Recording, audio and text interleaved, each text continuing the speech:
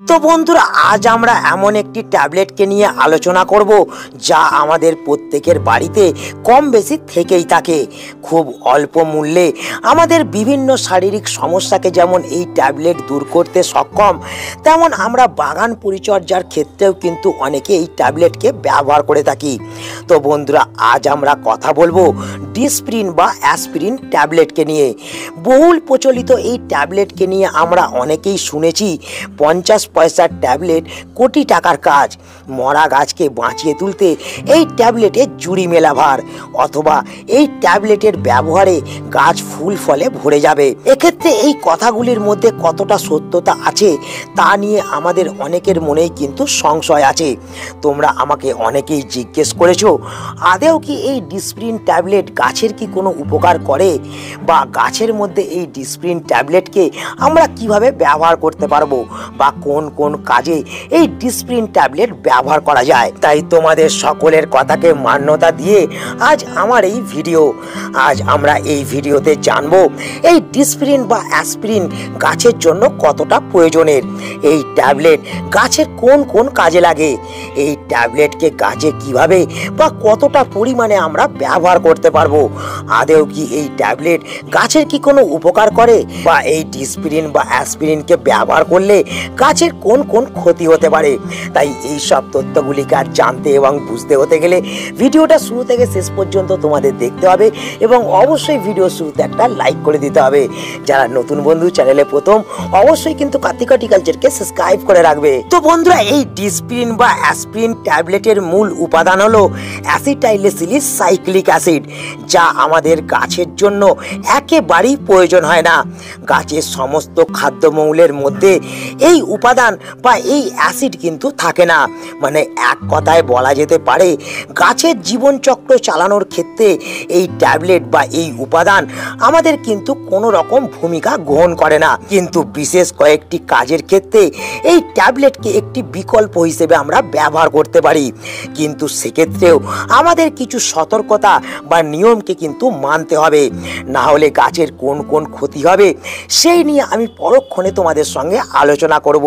মানে তোমরা ধরে রাখো যে গাছের এক্ষেত্রে ভালো হওয়ার জায়গায় খারাপও হতে পারে। তো বন্ধুরা, চলো আমরা প্রথমে আগে জেনে নিই যে কোন কোন কাজের ক্ষেত্রে এই অ্যাসপিরিন বা ডিসপ্রিন ট্যাবলেটকে একটি বিকল্প হিসেবে আমরা ব্যবহার করতে পারবো। তো বন্ধুরা, আমাদের শীতের শেষ, গ্রীষ্মের শুরু অথবা বর্ষার শুরুতে আমরা আমাদের চন্দ্রমল্লিকা গাছ থেকে শুরু করে বিভিন্ন ধরনের গোলাপ গাছ এবং আমাদের জবা গাছ থেকে আরম্ভ করে আমাদের বেলি, জুঁই এবং নানান ধরনের গাছের কাটিং থেকে যদি আমরা চারাকে তৈরি করতে চাই, সেক্ষেত্রে আমরা একটি রুট হরমোনের বিকল্প হিসেবে এই অ্যাসপিরিন বা ডিসপ্রিনকে কিন্তু ব্যবহার করতে পারি।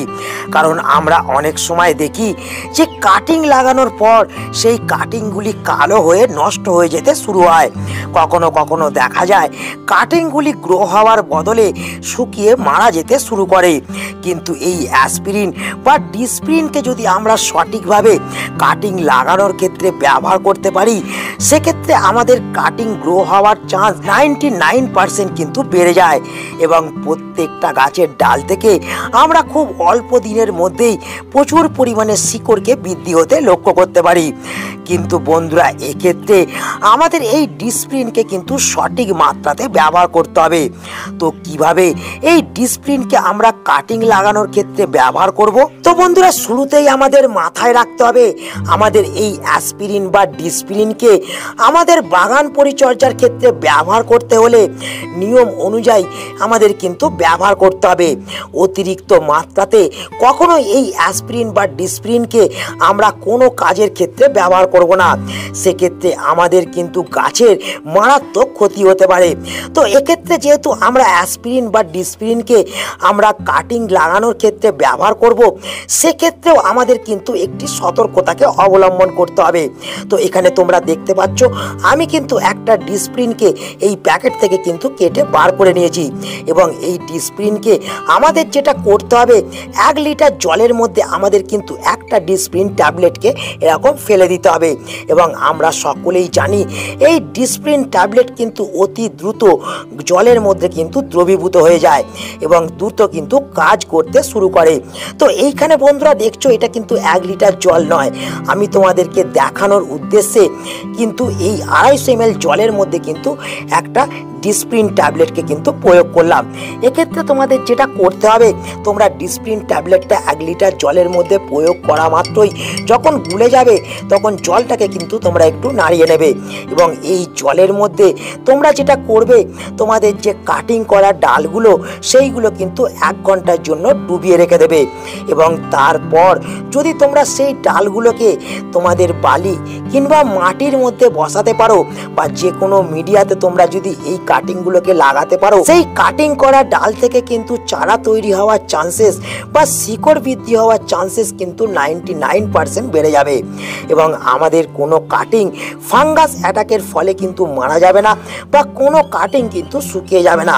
কিন্তু এক্ষেত্রে তোমরা 1 লিটার জলের মধ্যে যদি 2টো ট্যাবলেট বা 1-এর অধিক ট্যাবলেটকে ব্যবহার করো, সেক্ষেত্রে কিন্তু তোমাদের কাটিং করা ডালগুলি শুকিয়ে যাওয়ার চান্সটাই কিন্তু বেশি থাকবে। তো বন্ধুরা, আমরা ডাল থেকে চারা তৈরি করা ছাড়া এই ডিসপ্রিনকে যে 2 নম্বর কাজের ক্ষেত্রে ব্যবহার করতে পারি, সেটা হলো আমরা যে কোনো ধরনের বীজকে জার্মিনেশন করার ক্ষেত্রে আমরা কিন্তু অ্যাসপিরিন বা ডিসপ্রিনকে ব্যবহার করতে পারি।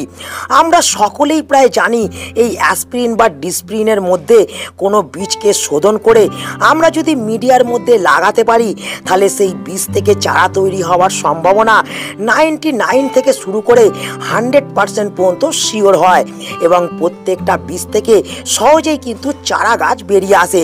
কিন্তু বন্ধুরা, এক্ষেত্রেও আমাদের কিন্তু অবলম্বন করতে হবে একটি সতর্কতাকে, তবেই কিন্তু সুন্দরভাবে আমরা এই অ্যাসপিরিন বা ডিসপ্রিন দ্বারা আমরা প্রত্যেকটা বীজের জার্মিনেশন কিন্তু সঠিকভাবে করতে পারবো।